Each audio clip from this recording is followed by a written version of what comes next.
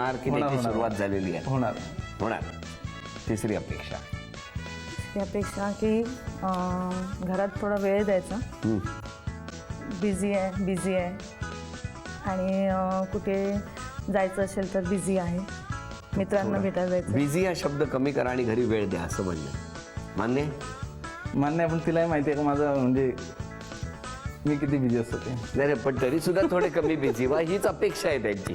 तुमच्या 3 अपेक्षा सांगा. काय नाही, तिने घरात शांत राहावं. बोललेत मान्य आहे? शांत कसं राहणार, ट्युशन असतात, मुलांना शिकवावं लागतं. त्यांचं म्हणणं आहे ते असतात तेव्हा शांत राहा, तुम्ही गडबड करता म्हणून ते बाहेर जातात. अच्छा, असं आहे का? पुढची अपेक्षा? अपेक्षा नाही. त्यांनी इतका धक्का घेतलाय की आता अपेक्षा व्यक्त केल्यानंतर परत घरी नाही गेल्यानंतर अपेक्षा रागत नाही ना.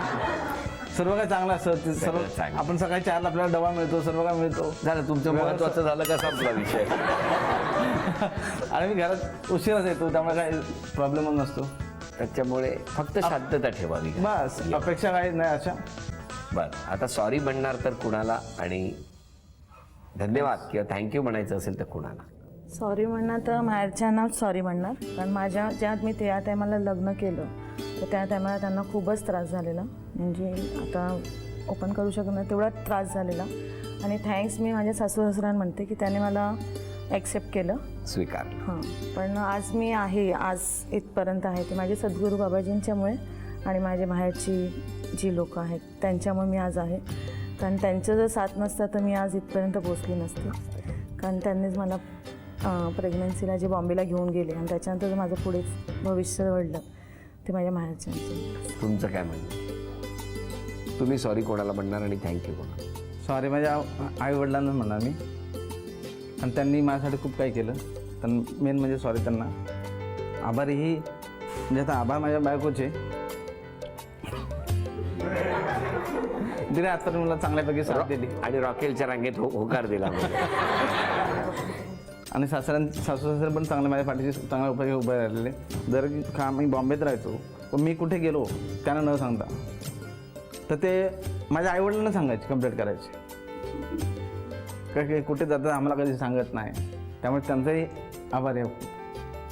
सॉरी झालं, आभार झाले, सगळं काही झालं आणि आता लवकरच लग्नाचा 25वा वाढदिवससुद्धा मोठ्या दणक्यात साजरा होणार आहे. 25 वर्षापूर्वीच्या त्या सगळ्या घटना विसरून दोन्ही कुटुंबांनी एकमेकांना आपलंसं केलेलं आहे आणि गुण्या गोविंदाने नांदता आहेत.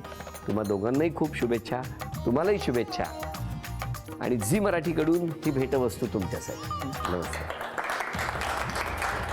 आणि वहिनींना तथास्तु पुणे यांच्याकडून ही Paithani.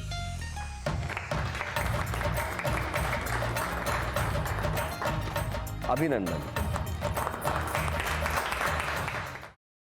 Paneer mushroom stick with barbecue sauce करण्यासाठी लागणारे साहित्य: किसलेलं गाजर, उकडलेला बटाटा, पनीर, तांदूळाचं पीठ, रवा, मटार, मशरूम, कोबी, मीठ, मिरची, कोथिंबीर आणि बार्बेक्यू सॉस. कृती: प्रथम एका बाउलमध्ये किसलेलं गाजर, उकडलेला बटाटा, कुस्करलेलं पनीर, मटार, मशरूम, हिरवी मिरची, कोथिंबीर, कोबी, मीठ आणि तांदूळाचं पीठ घालून सर्व एकजीव करून घ्यावं. तयार मिश्रणाच्या स्टिक बनवून रव्यामध्ये घोळवून गरम तेलात तळून घ्याव्यात आणि सर्व्ह कराव्यात.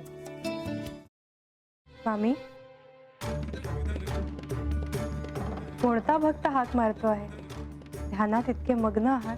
बाणाईला भेट घ्यायची आहे देवी. वाटलंच मला. ती अस्वस्थ असणं स्वाभाविकच आहे. तिच्या दृष्टीने हे सारंच गोंधळून टाकणार आहे. अशा वेळी तिला तुम्हाला किंवा मला भेटावं असं वाटणं हे स्वाभाविक आहे. नमस्ते अंकल जी. वो हमें आपसे कशा करता आलास तू इथे? विकीची चारी करायला? काय समजतो काय स्वतःला तू? अरे आजारपणात माझा जीव वाचवला म्हणून घरातल्या पोरी बाळींवर. अरे कुठून कुठून येता तुम्ही, नाही ते उद्योग धंदे करता इथं. खपवून घेणार नाही मी सांगतो तुला. मी फार वाईट माणूस आहे, लक्षात ठेव. पोलिसात देणार होतो तुला. केवळ विकी आडवा आला म्हणून लक्षात ठेवलं, ते इथून दिंड काढणार होतो तुझी मी. मामा, आता आपण काहीच करू शकत नाही.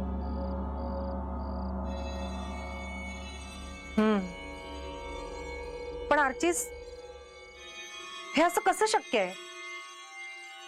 आपण तर सगळे आवाज रेकॉर्ड केले होते ना, राईट? हो. मग हे असे कोणते आवाज रेकॉर्ड झाले जे आपल्याला ऐकूच आले नाहीत? I mean, how can it be possible?